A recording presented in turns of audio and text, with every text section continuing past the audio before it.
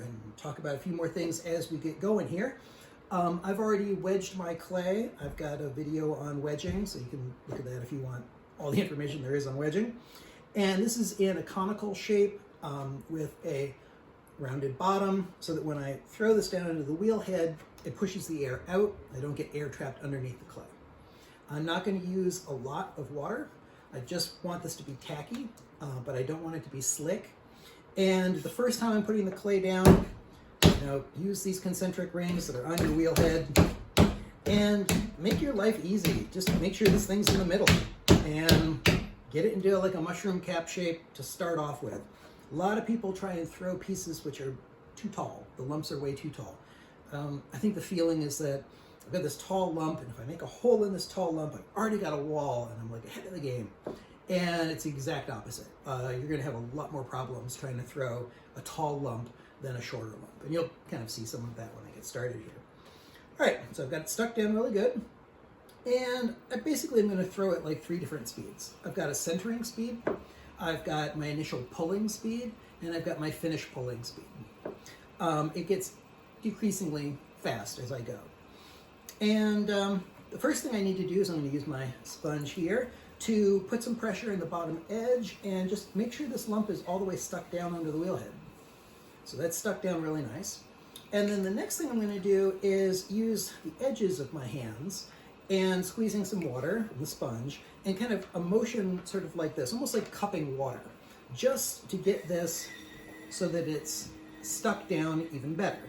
Now, as part of that process, it's going to be pushed up. It's going to cone the clay. It's going to make it more into a conical shape. And you'll notice that if I'm trying to put pressure on the clay, I'm actually going to bring this arm towards my stomach and lean into it and turn it more into a piston. I don't want to come out here. You don't want to have chicken wings. And you also want to make sure that your arms are supported and your hands are supported at all times. So I'm going to be leaning on the edge of the bin here. If that cuts into your arms, you can use a piece of plumbing pipe insulating foam. You can kind of put that on there and make it a little bit more comfortable, especially on the Brent wheels. They dig in a lot.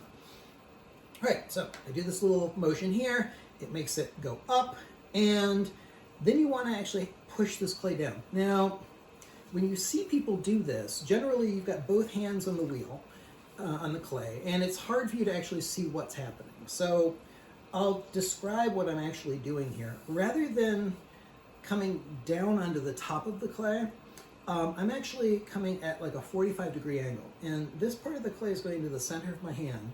And because my hand isn't symmetrical, I want to come at it at an angle and push into, like at a 45-degree angle, into the wheel head. If I come straight down on it, because my hand isn't symmetrical, it's going to kind of start wobbling around, and it's going to give you this weird like muffin top kind of a thing. Let's go ahead and show you. So if I come straight down, eventually the shape of my hand, which isn't symmetrical, is going to give you something like this. So what I want to do, go ahead and cone this up again, is put this part in the center of my hand, and I'm going to keep my other hand out of here just so that you can kind of see what's happening. And I'm going to push from the side here too, again, so that you can see. Normally I would push this way, but just for the camera I'm going to push in this direction. So I'm actually pushing at an angle into the wheel head. And you see what happens? I'm using the screw force, the rotation of the wheel, to my advantage, rather than it just kind of not doing me any good. The wheel's already doing a lot of work. There's a lot of kinetic energy here. So if I just push the clay at an angle, the screw mechanism is going to make it go flat. So now I've got a nice little mushroom cap. Frankly, this is as centered as you need. Dirty secret of wheel throwing, there are actually 2 stages when you can center the clay. And this is the first stage. Most people don't teach both stages. So the first stage is centering the lump like this. But what happens when you open the lump? Generally, you're going to make that off center again. So the other part is centering the coil. So we've centered the lump first. Next, I'm going to keep my hands, arms braced, touch down here. I'm going to keep my thumb straight. My hand is resting on the wheel head, so you actually see a clean spot there. I keep my thumb straight, and I'm going to push my thumb down with the sponge. All right, how do I know when to stop? How do I know what the floor thickness is?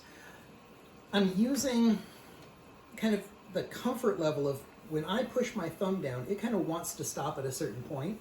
And so I'm learning that the thickness of the wall is that difference between where my thumb stops and the bottom of the wheel head. And I prefer to teach people that method from testing it with a pin tool at some point and kind of seeing how thick it is. You're always going to be able to judge in relation to your own kind of anatomy, and it's much easier if you can just stop at that point when it's not comfortable with your thumb anymore and learn that that's the correct thickness. Once I've got this shape dug into the center, I'm going to, again, rest my hand on the wheel head, put my fingers down, and I'm just going to curl my fingers towards my own palm. I'm not going to do something like this. That motion is really weak. This motion is really strong. Keeping things right here like this is going to make it so that it's much easier to control opening up this floor. And I'm going to open that floor up wider than I'm actually going to want, probably like 20-30% wider. The reason that I'm going to open it up wider is that after I'm done compressing the floor here, and I go to pull up a wall, I'm going to put a significant amount of force at the bottom of the clay, of the coil here, and that's going to push the floor in slightly. So if you've ever had a pot where, or a lot of pots, where at the end of it, you know, you opened it up flat when you started, but at the end, you just have like a U-shape cross-section to the pot, and it's not actually nice and square like this. That's because you didn't give yourself a little extra, and it's just kind of how it goes is that the inside hand, the non-dominant hand, is usually going to give away a little bit when you push from the outside. It's hard to get away from it. So make it a little bit wider than you want. After I've compressed it with my sponge and my fingers, I'm going to use the rib, and I'm going to compress. I kind of start off at an angle so that I tip the rib towards the center. So it's like a rocking motion. So I'm basically kind of, this is exaggerated, but starting at the tip, rocking flat. I don't just start flat. And I want to get this nice and compressed. All right, why are we compressing the floor? There's a lot of these things that we kind of tell people to do them, and it's like sacrificing a chicken. We don't really explain why we're doing it or what the science is behind it. If you've ever wondered why is it that water stays in a pond or in a lake, it's basically the weight of the water hyper compresses the clay layer at the bottom of the pond or the lake. And there's this point of compression that clay reaches where it essentially becomes waterproof. It's just this right amount of moisture and it's just this right amount of compression, and water won't soak through it anymore. And so that's why the water stays in the pond. And we're basically trying to duplicate that effect here. We want to compress this floor so that as we're throwing, when we invariably fill this up like a little tiny lake, we don't want that water to soak into the clay. Why? Why do we care? Why do we care if it soaks into the clay? Well, we care because this clay is going to shrink about 9 to 12% from wet to fully fired and glazed. And it's going to shrink a good like 5-6% just from wet to dry, to the bisque stage, or the greenware stage. And that shrinkage is going to depend on the amount of moisture that's in the clay. So if I let water soak into the bottom here, this clay will actually become larger. It'll become more swell with water than the clay in the walls. When the whole thing shrinks and dries, especially if it dries quickly, the bottom is going to shrink more than the sides, and it's going to open up in what's called an S-crack. So that's where those come from. The S-crack in the bottom is basically because the bottom is bigger than the walls and just shrinks more. So I want to avoid that, compress the bottom. It's also going to keep things just nice and stable in the firing. And after I've done that, usually this coil is going to be thrown off. It won't be as exact as it is here. I'm going to bump it off for you. There we go. It's going to look more something like this. And now I want to actually kind of center this coil. So to center the coil, I'm going to let this clay kind of run through my hand like a rope. And I make sure that there's lots of water here, and I'm going to squeeze more water as I go. And I'm going to kind of do 3 different things. The finger on the inside becomes a wall. My finger on the top becomes a ceiling. My thumb on the outside is the only thing that's going to move up and down to feel as I put pressure on this coil, if it's even, I want to put pressure on the top so that it can't go up. I want to put pressure on the inside so that it can't go in. And only my thumb is going up and down and kind of letting me feel that that's correct. To do my first pull, again, in production work, you kind of want to speed things up as much as you can, and you're going for efficiency. So I find that the strength of this shape here, keeping my thumb and my finger as the things that are actually doing the first pull, is much better than this. This is very, very weak. This is very, very strong. Just like when we open the floor, that this is very strong, but this is very weak. So I want that strength. And we're also trying to do something which is counterintuitive. And explain why it's so difficult for so many people to pull up a wall.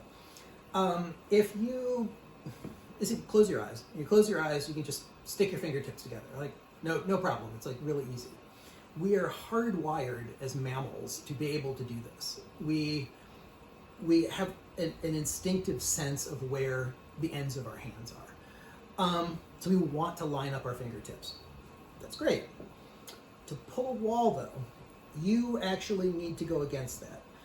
A pull is me getting underneath the clay and having my finger on the inside and my fingers on the outside being offset, not lining up.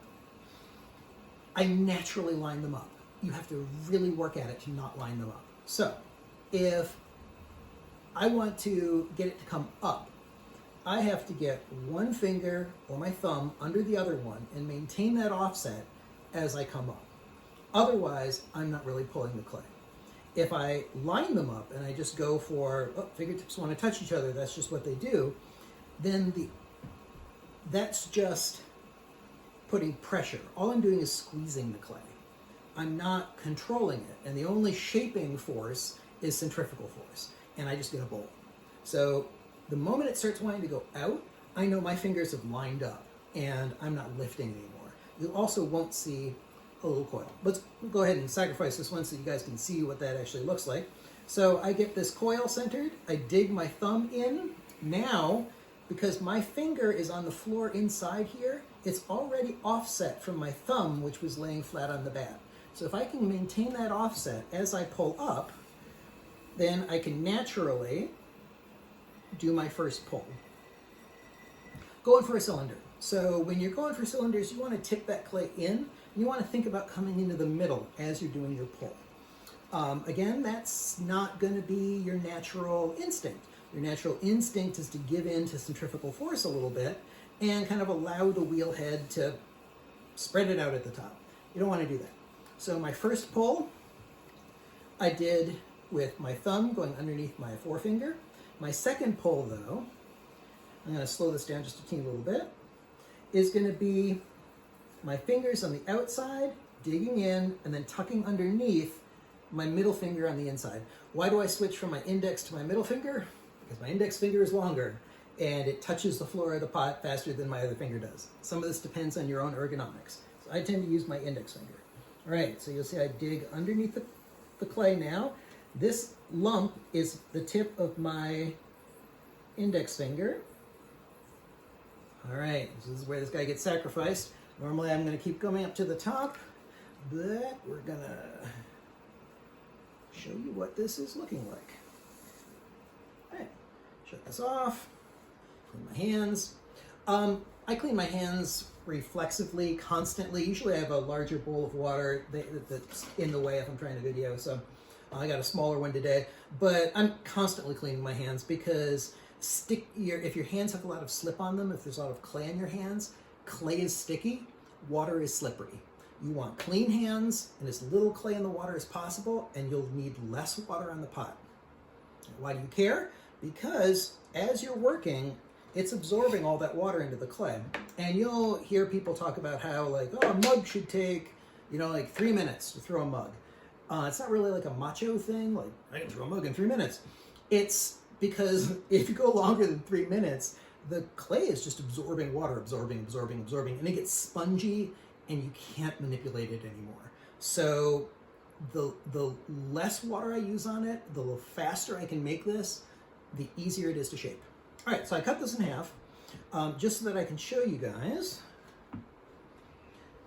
When I'm throwing, what I'm doing is this. So this bend is my fingertip. I'm staying underneath that as I pull up. And another important thing to point out here is each time I pull, a certain amount of this is finished. That first pull, this is done, basically. It's the right thickness. The second pull, like this much of it's going to be done. The third pull, I'm actually only lifting like maybe the bottom inch, and that's it. The rest of it is just follow through to continue up to the top. I'm not trying to keep squeezing the clay all the way every time. If you do that, you're going to thin it out, you're going to overstretch the clay, and you're going to have a lot of problems.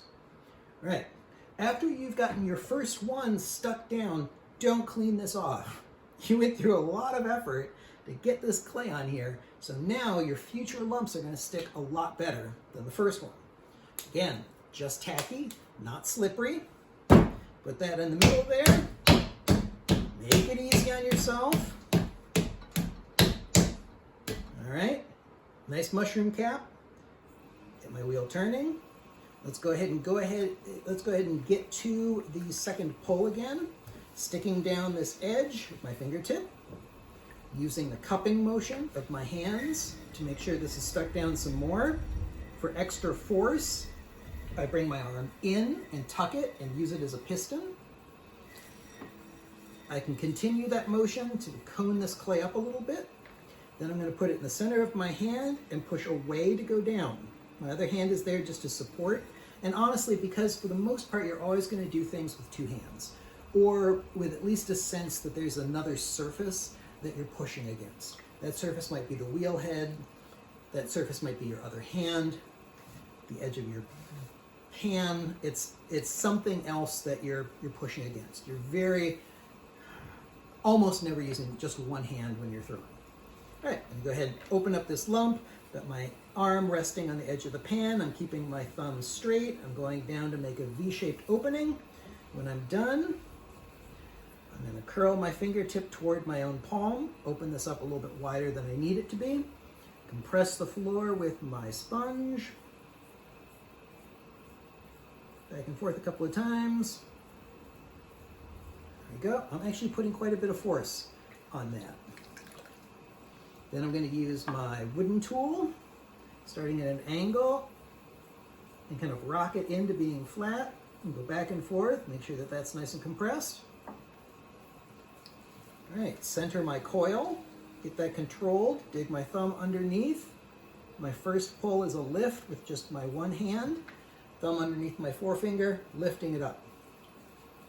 When I'm done, I always compress this top edge with my sponge, just to make sure that that clay isn't getting sloppy and thrown off as I go. Not a bad thing to lose a little bit of clay at the bottom. Our fingers are not angular. There's always going to be a little bit of slop down here, and that just comes off. If you find you're losing a ton of clay, a good trick is to basically like weigh the clay when you're done, and then see maybe the amount that you're using, you're just not using it. Try subtracting that amount of clay from the next lump. See if you can make the same size piece just without that clay being there, because you probably will. Use my finger on the inside to pour some water down, and then I can change the speed a little bit if I want, make this a little bit slower. Give yourself some time on the outside here to get underneath your fingertip. Now that I'm underneath it, I'm going to pull up. Once I get to about here, I'm just kind of continuing the motion up. I'm not really lifting anymore. That clay was mostly done. Right about there. At this point, this much clay is pretty much done. All I'm going to lift is right here. And remember, you're going to only get the size cylinder the height that you can at the width that you're making it. A little confusing, but so I'm throwing with 1.5 pounds of clay. Always recommend that you use a known quantity of clay every time you throw. You're not going to have any benchmark for your progress or how you're doing if you're constantly using different amounts of clay. So try and force yourself to, for each session, throw with specific weights. And I'm throwing specifically with 1.5 pounds. I know that if I make the diameter around like this, 1.5 pounds of clay cylinder, I should be able to get to about there at this diameter. If I'd made him wider like this, I'm not going to get that high. Don't try and get that tall with a bigger diameter. It's going to be about that tall. I see students a lot of times having something that's a wider diameter than what I demoed, trying to get to the same height that I got to, and the pieces just collapse because the walls are way too thin. So there's a certain proportion that's actually appropriate for the amount of clay that you're using for the size that you're going for. All right, now this arm has to be unsupported in order for me to be able to do this pull, but I'm making sure that my other arm is really well tucked into my side. I can get underneath here. All right, I'm doing my pull. I'm mostly done right there. Now I'm just keeping it even as I come up to finish. My right arm is really well braced, so my left hand being a little more floppy in the air doesn't matter as much. And I'm locked in with my right. Okay, I'm going to take this tool and I'm going to cut a little angle at the bottom, then reverse it, clean that off. Why do I do that? Going to take that clay off no matter what. It's sloppy clay, it's not compressed, it's not going to be used, it's going to get trimmed off later. Why trim it off later if I can trim it off now when I can more easily recycle that clay? It's going to be a lot less work to recycle this slop, put on some plaster, dry it out, than to wait until it's leather hard shavings and I got to add water and do a whole bunch of other things to get it to be in good shape. So when I get it now. Most of the work that I did, especially in production, we did a lot of decorating on them. And so I'm in the habit at this point of always ribbing my pieces just to get rid of the throwing lines. In the case of a small piece like this, and especially this specific cup, this is a decision which is about aesthetics and how I'm going to decorate it, and not a decision having to do with the structural integrity of the piece or needing to compress it that way with the rib. It is helpful though, and when you start throwing bowls, it is a structural decision. Compression like that will really help your bowls maintain their shape and will really help you with shaping the bowls. I'm going to clean up that bottom edge again, clean off my wheel head. No sense to keep things sloppy. It's actually good if you can keep things really clean. Now I can use my chamois here, and I can compress this top edge. There we go. It also gives you a really nice smooth finish to the edge. It's a lot nicer when you're drinking out of it. And I can turn this guy off, and he's done. Wires. I don't like wrapping wires around my fingers. I've seen accidents where the wire will catch, especially if you wire off on a moving wheel. I don't condone wiring moving wheels. I'm doing this on a metal wheel head, so there's not much to catch, but especially if you're on like a plastic bat or a wooden bat, and if that wire catches part of it, you can lose a finger like that. So I don't actually like doing this. I would much rather have a shorter wire and just trim the wire down so that I can have a short wire for cutting underneath. In this case, for the purpose of the demo, I gotta do it. I'm gonna make the wire tight, push it down flat with my thumbs, pull it under the piece. This clay is fairly coarse and it doesn't want to stick back onto the wheel head right away, but clay like porcelain or porcelainous clays, very white clays, are often sticky, and you'll pull the wire through once and stick right back down again.